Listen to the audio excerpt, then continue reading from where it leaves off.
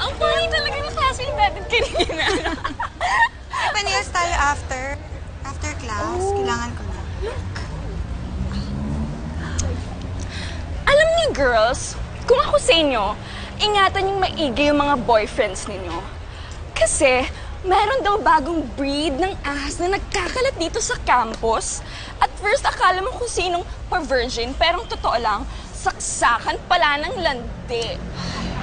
I heard working student daw siya. Parang sa isang fast food chain. Waitress daw siya. Fast food chain? Hindi ba beer house? Grabe ka. No wonder, ang laki ng eye bags niya. Siguro marami siyang customers last night. Funny kayo. Ako ba ang pinararinggan nyo? Oops. Nagalit yan. Bato-bato sa langit, ang tamaan, guilty! Lilinawin ko lang. Wala akong inagaw sa'yo o kahit kanino.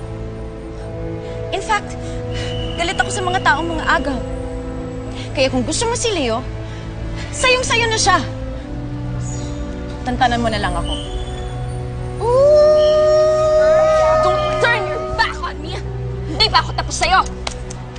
Bakit bang init ng dugo mo sa akin? Kasalanan ko ba kung ayaw na ni Leo sa'yo? Kasalanan ko ba kung niloko mo siya at ayaw na niya makipagbalikan sa'yo, ha? Kapal ng mukha mo? Soltera? Ano ba? Hindi ko sinulad si Leo sa'yo!